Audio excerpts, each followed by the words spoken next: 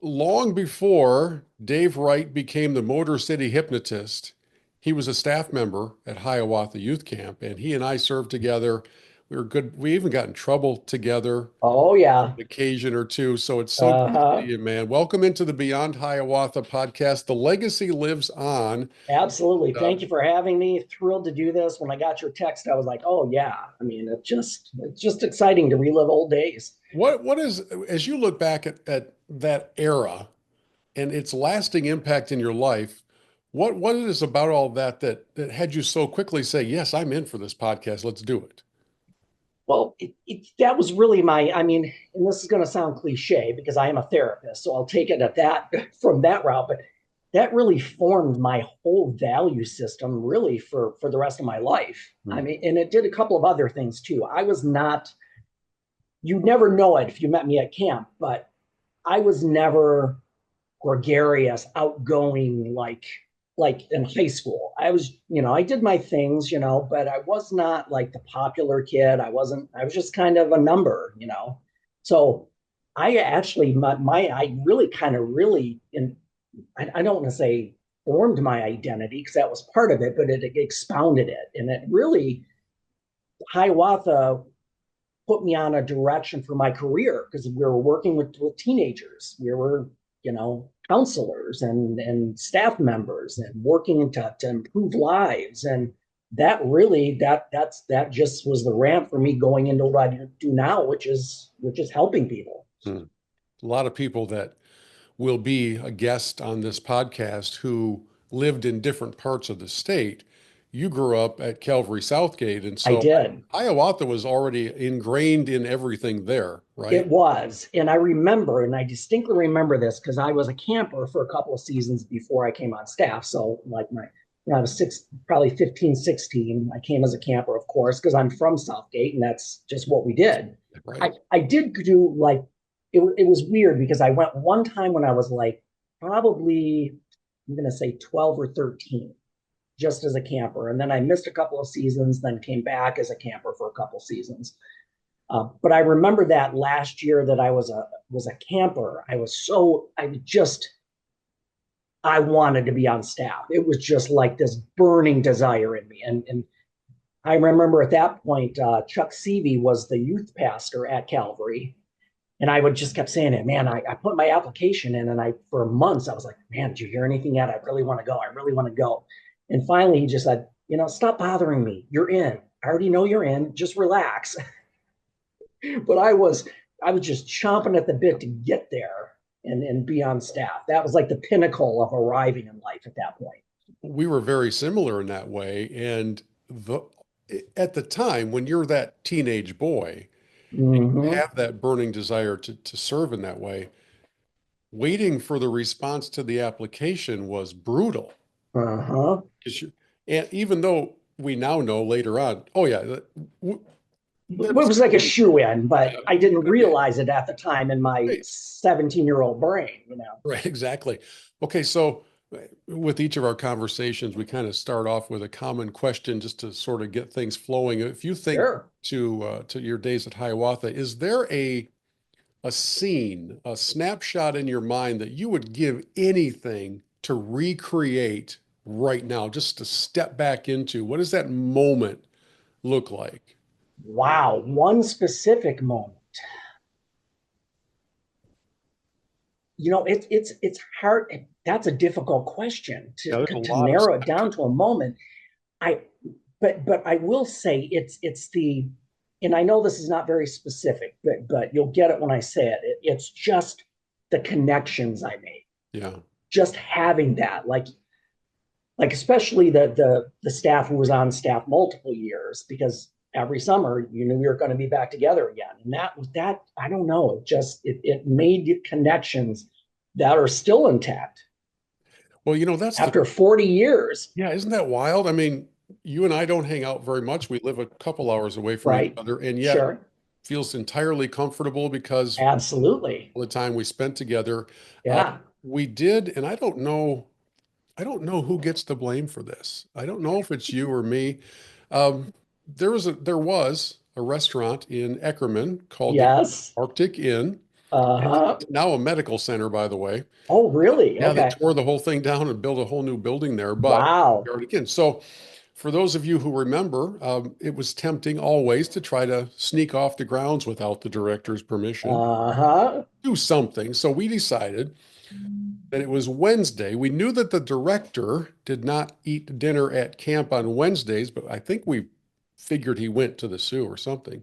So Dave Wright and myself, Janine Hill, and Uh-huh. I think maybe Heidi Stad, if I. Yes, it was Heidi. Yes. So Janine and Heidi. the four of us Uh-huh. had this brilliant idea to go to dinner at the closest possible restaurant to the camp, Uh-huh. called the Arctic Inn, seated at a little table for four in a not fancy restaurant where all their food came directly from Gordon Food Services, I'm sure. But, we were being rebels.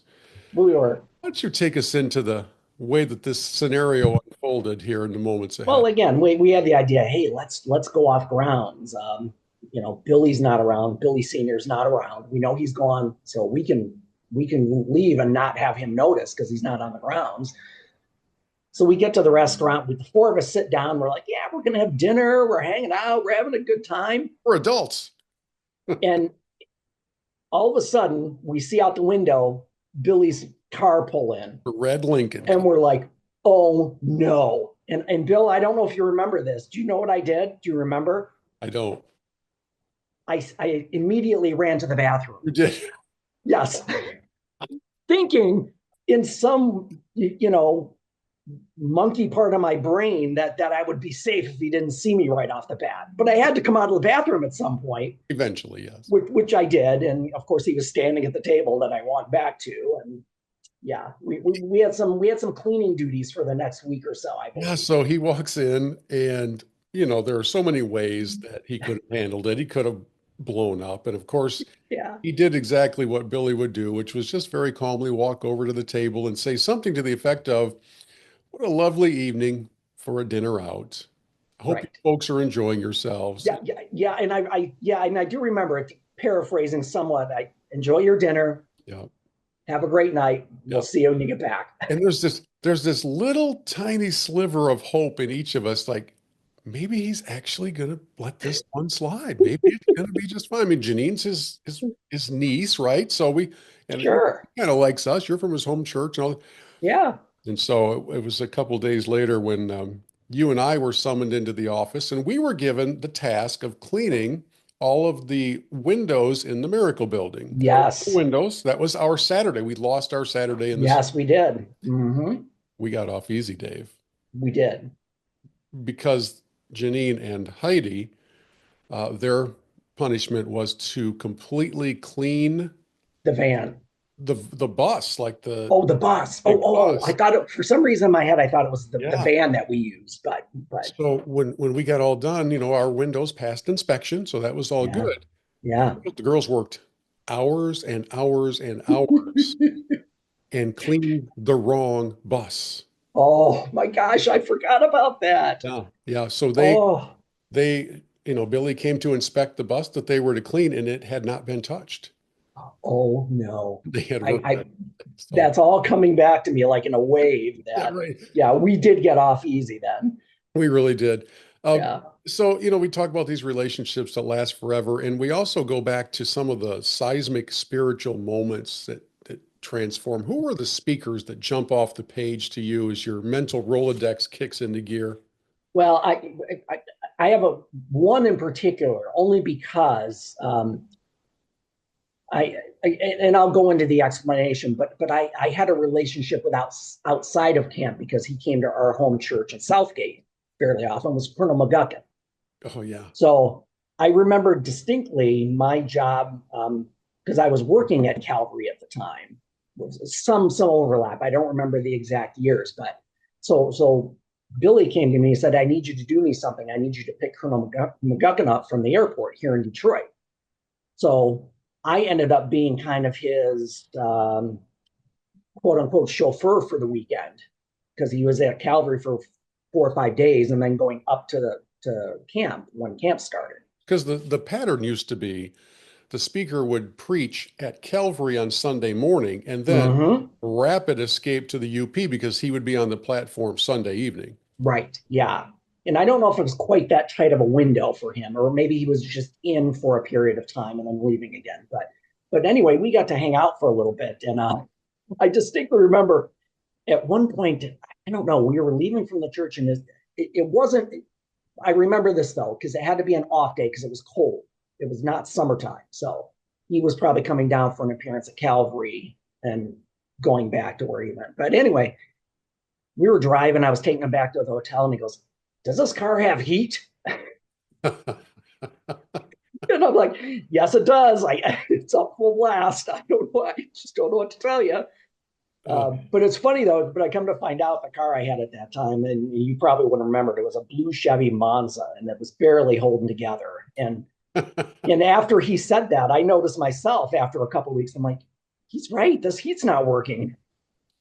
his limo was less than Yeah. stellar. And Um, then coincidentally, Bill, just to add on to that, because again, we talked a lot. We were driving a lot during that week or weekend or however long he was there. And then go forward many years, and I'm just online, and for some reason I thought, I wonder how Colonel, because you think about these, and then I just went online to find him, and of course he had passed away, and his daughter had written a blog back then. That was kind of where most information was found.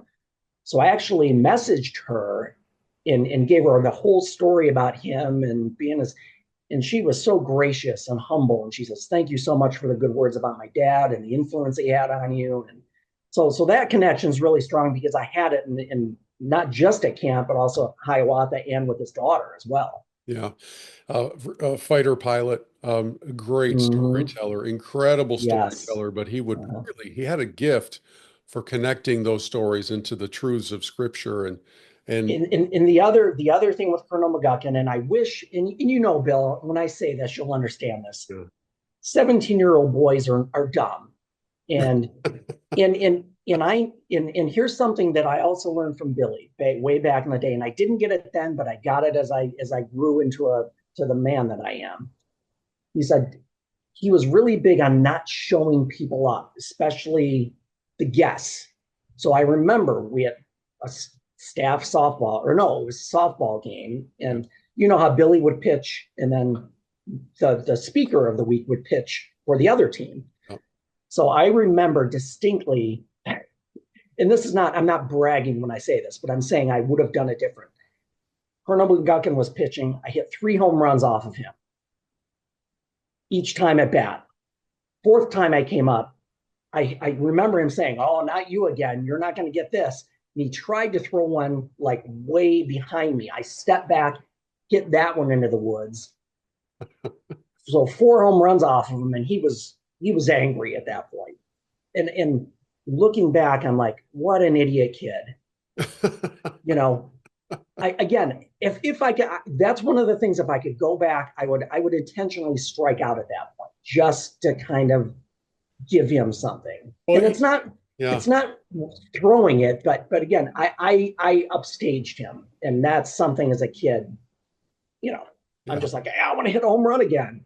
Well, I have phrases that run through my mind. One of them would be the eyes of the director are everywhere, as based on our earlier Mm-hmm. story. And then Right. one would be campus for the campers. And as a young staff member, I was not very good at remembering that when we were competing, right? Yes. Yes. Here's a kid perhaps whose first time ever away from home, and he's at this youth camp a million miles from civilization, Mm-hmm. where he's playing softball against guys who seem to be taking this quite seriously, and we did. Yeah. Yes. This might be the fourth time he's held a bat in his hands in his life, and he Yeah. finally squibs one, over near the shortstop or wherever. And there's a really athletic play made to get him by a half a step, and the kid is running for everything he's worth. Mm-hmm. Probably the old man version of me would have said, "This kid deserves to be on base. I'm not going Yes. to play." Yes. We learn these things as we go, and Yes. remembering that camp is for the campers. However, Yep. our director at the time also liked to win. So He did. Yes. And and you remember his philosophy when he was pitching, he'd always tell us, you're going to get one pitch. Right. Right. I'm going to give you one. And Yeah. if you miss that one, you're not going to get another good one. You're out of luck. Okay, so that's some McGuckin. How about when I say the name Don Loney to you? Oh gosh, Don Loney. There's another great man of God that I've again looked up over the years. When he passed, I don't know when I get around to it, but um, let's say unusual, eccentric, I like that. That's good. but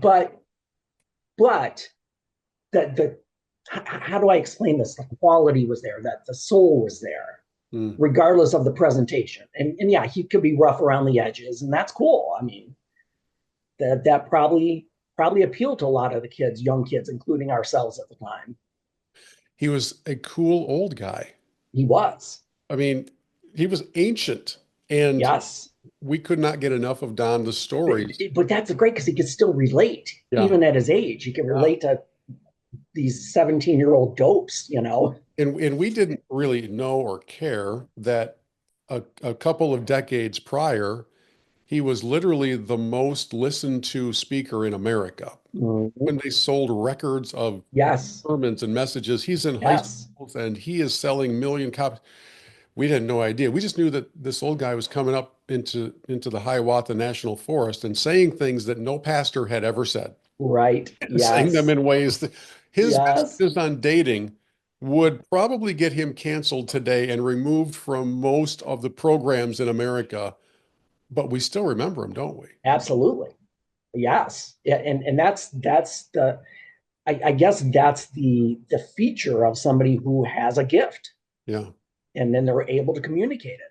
Do you have a good Loney story for us? I'll buy you some time by telling one. He would show up at Hiawatha to speak on Sunday night after preaching in Southgate on Sunday morning. He would drive himself. He had a green Ford Ranger with like 290,000 miles on it. Mhm. He would sleep in rest area parking lots, even though he was pretty well off and could have stayed in hotel. Right. Sure. And he would come ambling down the steps in the Miracle Building onto the platform wearing his work boots, his jeans, his in a sweatshirt from another camp. Yeah. You know, it would say Camp Yes. Barakel, or it would say some Yeah. Yeah. Spring Hill or whatever it would say on it. And it would just infuriate Billy.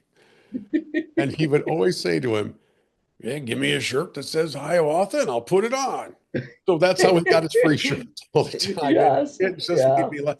And as a guy who on occasion was asked to play my trumpet as special music, Hmm. if Loney was there was a very firm rule in place. Do not look down at Don Loney while you're playing your horn because he is making faces. He's sticking his legs straight out. He making a face like he's blowing his thumb like a mouthpiece. He's trying to break the mood so that there's some, I don't know, some lightheartedness as he gets ready to start. Right. While you're playing a song that you kind of think is serious, and even if Sure. kids can't stand trumpet music, you'd never hear a trumpet solo anymore in a service. But I looked at him one time while I was playing, and that was a mistake because he got me. Oh. So yeah, love, Yeah. I, man. I don't have anything. I can't think of one specific thing, but again, just I loved watching him like on stage before he was speaking because he would be animated. He would be interacting with people and especially staff members and it's just he was a character. He Yeah, was. yeah, he absolutely was. So as you work your way through some of those memories, is there a message, whether it's from McGuckin or from somebody else, is there a message that kind of resounds even all these years later for you that you come back to the themes of? Oh, so the one, of course, that has stuck with me. And as soon as I say it, I probably 99% of the people out there will get it that were there with Billy Senior. Is his I think it was a Tuesday night message, but it could have been a Thursday. I don't remember. It was one of the important nights in his sermon about being a man of God. Yeah, yeah, That again, we're talking 40 something years ago, and that one sticks. That one stuck. It's embedded. Yeah. It's wild how quickly we can transport to those moments Hmm. where you almost you kind of in the even though you as you've described us as stupid 17-year-olds, which is true, even in those moments you can sense something special is taking place right now.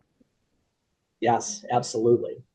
And And again, I mean, and that's to say that you can read that's something that happened 40 years ago. Somebody talking about something or telling you something 40 years ago would still have an impact. yeah.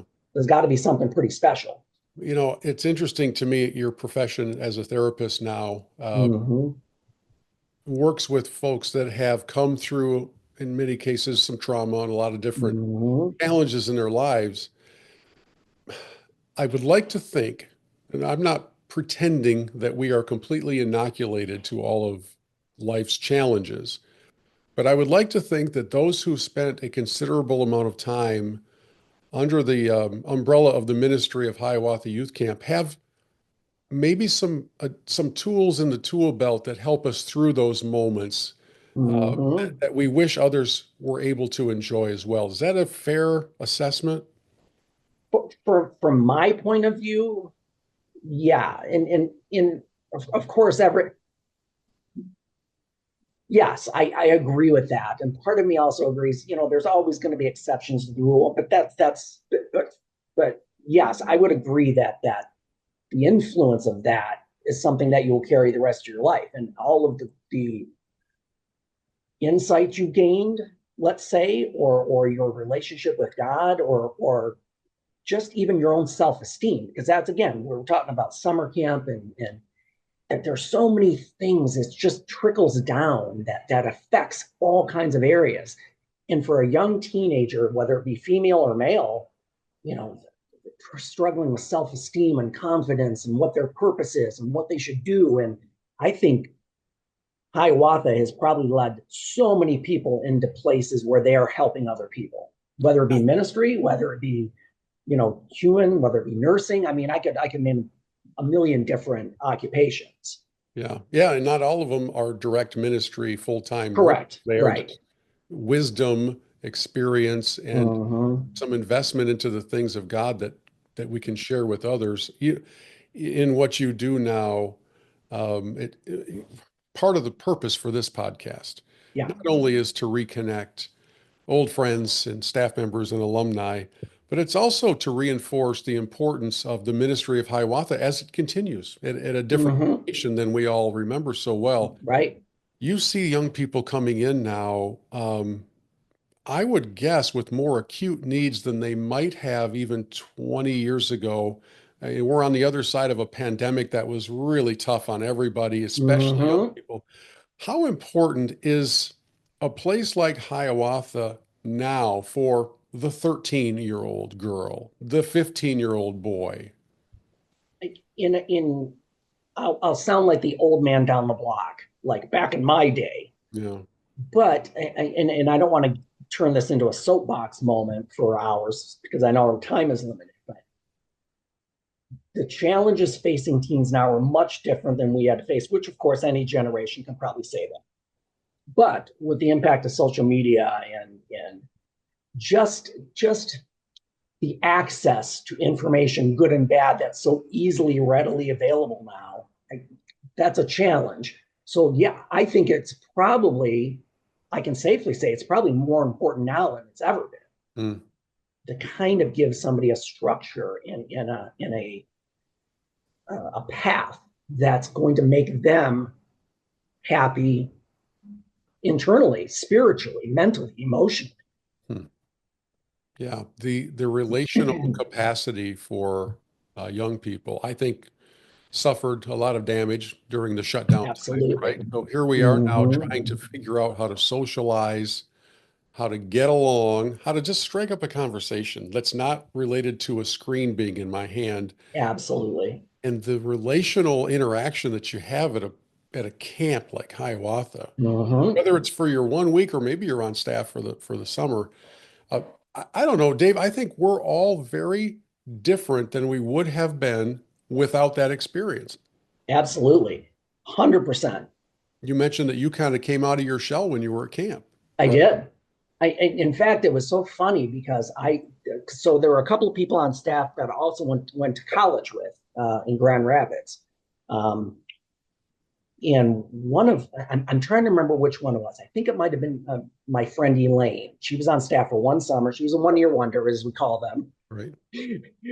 I don't know if that still exists nowadays, but Yeah, I think so. Yeah, I oh, think okay, so. okay, Yeah. yeah. There are more of Um, them these days, but yes. so I remember working on staff with her. We were in college together. We knew each other like through freshman year, even and she she volunteered to work at camp after that first freshman year of college, and she said to me afterwards, like maybe a few weeks in, she goes, "Who are you? This is not who you are at school." Hmm. And I'm like, this is my space. This is where I can be me.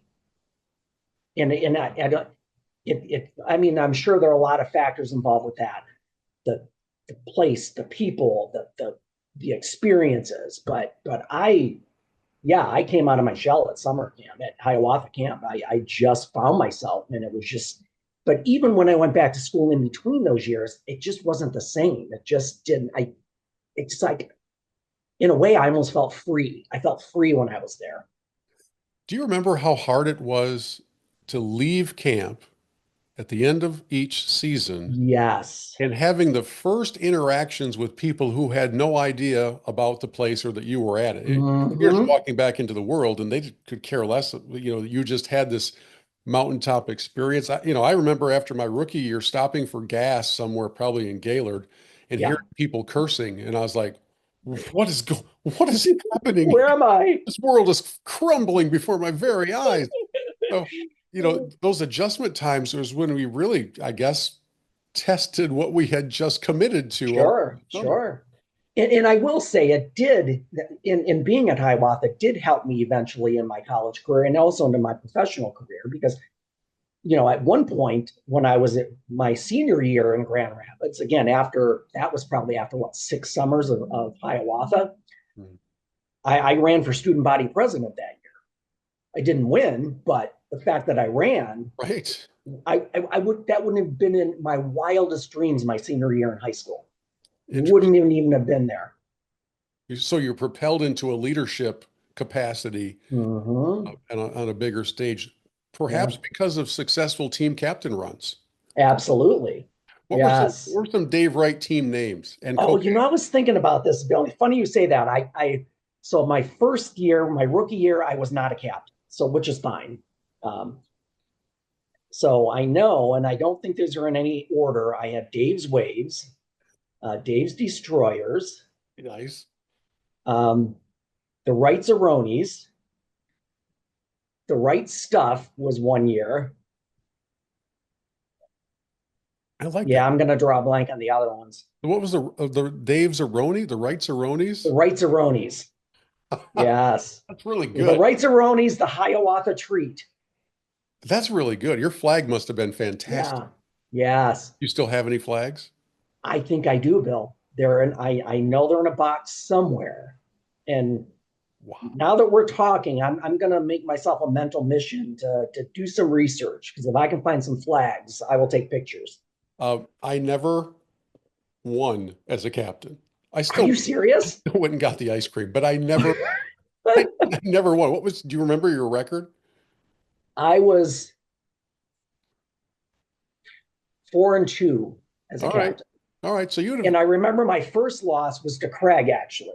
really, do you think it was Yes. rigged? He had kind of an inside edge. You think, Now, well, it's funny. That one was very specific because that was one where it was one of those weeks, and I know we have them from time to time, where we were just had an influx. Like we were buried, like the size, like 14 kids to a cabin, oh, that kind of a big time. week. Yeah, yeah. And there were a lot of new churches that came that year. So Billy called me into his office. And when I got in there, Craig was already sitting down. This is like early on Sunday morning Okay. after the service, before we do team picks. And he said, I'm just going to tell you guys right out. You guys are the captains this week. I need you guys to do it right. I don't need any whining or complaining. I just need you guys to make this a great week for these campers. So we knew ahead of time we were going to be captains before he called it. Yeah. But Uh, Co-captain, any memories? Who they may have? oh, okay. So I'm putting you on the spot now. Julie Hill was my first co-captain. Okay. Um, Boy, I should know these, but You know what? it's been As so soon as long. we're done, it'll come back to you. Let's It will. It'll come back. get Natalie involved. Jarima was one of my co-captains. Okay. Um, was I don't remember if Lori Munger. I think it's Lori Now, no, Lori Megalove right Malik Leb. now. Yeah. I can't remember if she was one of my co's or not. I'll have to do some thinking on that. So here's Oh, Suzanne Van Giesen was one of my okay. co-captains. I just thought of that one Church. for my home church. Yeah. Yeah, so here's the next level aspect of all this, and the reason that I ask, you mentioned Lori, now Malikleb, Lori Yeah. Malik, Yeah. and now Blaine and Hannah, Blaine is her son, Right. they're directing Hiawatha, right? Yes. So Yes. you talk about this generational impact that weaves through all the Hiawatha stories, and in my life, the kids served on staff, and my son is now bringing kids to camp from his pastor Hmm. over in Grand Rapids, and these things that when we're in it, when we're experiencing it, we're certainly not thinking someday my children will do this. Hmm. But look at the way that we have this lasting legacy that Yes. really does continue on. And Absolutely. absolutely love that part. And, one of the most poignant lessons that we've learned just in the last few years is that the purposes of what God wants to accomplish, as it turns out, are not zip code specific. Right. They don't have to just stay at one place. Now, I will ask you this because I know you mentioned that a few years ago you decided to make a drive up Yeah. to see the old stomping grounds. Yes. And this was right when this was probably the last summer that we used those grounds. Yeah. Um, The because I Miracle because I Building, remember, the yeah, Miracle Building was down. yes, the Miracle Building was down and cleared out, and at that point there hadn't that was still going to be Hiawatha, Right. quote unquote. Right. It's as far as I knew when I drove up. Yeah. Yeah. All of us. So Yeah. what was it Right. like? What was it like going back after all those? It was again, it was just it was exciting. It was sad at the same time because the building was gone. And I know a building is a structure, but But it you was know, our but place. but so many things happen in that building. So many great, tremendous, life-changing things. Mm. And even just fun things. I mean, even just the thought of just getting up every morning and going and hanging out with Hoppy in the kitchen. Just personal connections that happen in that place. Mm. So yeah, going back, I mean, walking the grounds, of course I had to go and stand at home plate at the softball diamond and look at the left field trees. Did they look You further know, away or closer now that you're older? it's funny you say that. Well, I'm old now, so it should be further, but they did seem a little bit closer. I thought so too, because they kept Yeah. growing out. So Right. And then I walked out to my left field position that typically I was in, and it was great going in. It's funny, I went into my old cabin number 8, which I had for probably 5 or 6 of the summers I was there. And even just going into that cabin, as it was like, wow, this is insane. mm. And I will say that, and again, I'm all for, and this just happens in life, and you'll understand it when I say it. Things change, things get moved around, but even walking back to that back cabin, a lot of the forest had been removed on the left-hand side. So there wasn't that main path that went through the forest anymore. And I'm like, oh, I just wanted to walk down the path. It sounds stupid, but just something simple that we've done hundreds of times in the past. Even though you hadn't been there in 30 years or whatever, Yeah. you remember those nuances, Yeah. those little things. You can go into the little powerhouse and remember the smell of the lawnmower sitting, Yes. right? Yeah. All that little stuff. Right. So during your time on staff, I'm guessing you did every job. you count Yeah, kitchen, grounds, I building, was, yeah, I all of did it. kitchen a couple weeks. I did was grounds for some time. I know I did, once we got into executive staff, the maintenance and garbage stuff, counselor. I don't know what other positions there were at that point. Pretty much it. I did rec hall for a week or two at some point. Yeah, Man, oh man. yeah, it's a You lot of do put a fun lot, thing. Well, I'll say grounds was not my favorite job of the of the list, but right.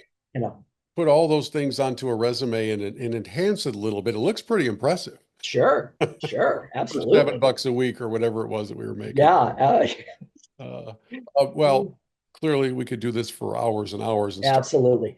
start telling stories that would get us both in trouble, probably. Probably, yeah, and there was a lot, yeah, we had a lot of fun. I mean, a lot of hijinks. Nothing that was ever, you know, serious offenses. I wouldn't say, but we had our fun. So, in kind of conclusion, how would you describe to somebody who is completely foreign? They just stumbled across this podcast. They have no idea why are all these people talking about this place called Hiawatha? Why does it matter to you still?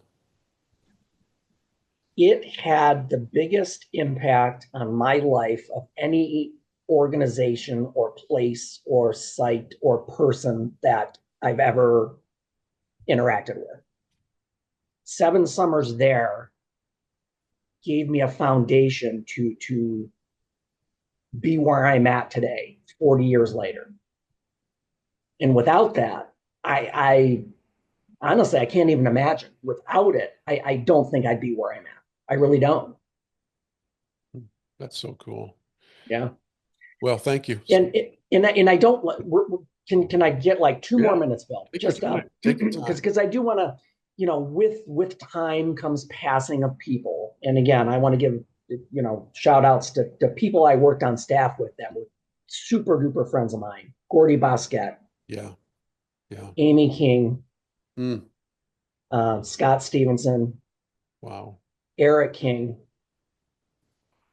We will miss them all. Again, those were connections we made, and Yeah. they're looking down on us, probably laughing at the stories we're telling. But again, those were just the ones from my home church at that time. Yeah. So I'm I so know glad there are you said that. probably so many out there, but Yeah. those are the ones that were directly connected. So yeah, So glad you said that. And then we can add, Billy Walker. We can add Mr. absolutely. Chopper. Can Yeah. we We can talked add with, Don Loney and Colonel oh, McGuckin and people we've talked about. And yes, yeah. yes. We talked about the time of Billy's passing, about the Hmm. reunion with Hoppy, in heaven. Yes. All of us, I mean, none of us really know what all that looks like, but you have to think that there is some reunion and a celebration and the Hmm. words, well done, good and faithful servant. Hmm.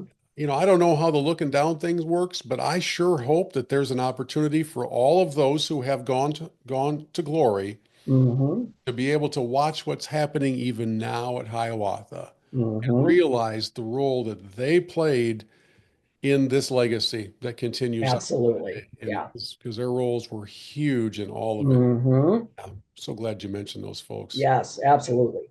Huh. And while it's sad, it's again, these are connections that we made. I mean, many years ago. I mean, I was in contact with probably all three of them from time to time, just on Facebook or whatever. And but even after all those years, it's like you said, it's like we just picked up right where we left off. Yeah. So if I put you to the test on a pop quiz, and Oh, I will not ask you to sing it, but do you think you could come up with the lyrics of Hiawatha?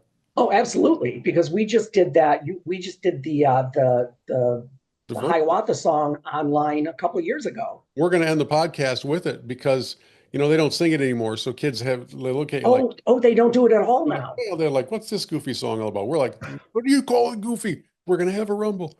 So it's just funny to see how those who go back a few years still can raise your voice and Oh, absolutely. sing the Yeah, verse. I'm sure I could do it from I beginning. Well, I did do it from beginning to end for our video. Yeah, I love it. Good stuff. yeah. It is great to see you, brother. Thanks so You much for too, man. Yeah, Hey, take us heads back in up, just time. as I'll tack this on at the end, I picked up golfing about 3 summers ago. Oh, I got my handicap down to 18 right now, so okay. So you caught the bug. someday let's hang out. Absolutely. We will I'll have to do do that. 18 and There's a couple of younger members of the Walker clan down in your world that play that game as well. So maybe we can oh, make a well, little we day need of to it. kind of hook up with them at Yep, some point. we'll do that. Absolutely. Good. Hey, man, it's great to see you.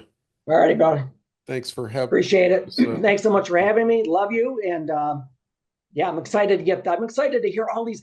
Now I'm not excited about watching mine because I know I've seen enough of myself on camera. I don't need to do it again. But I can't wait to see all the other people that come in, and especially from our era. I can't wait to see these interviews.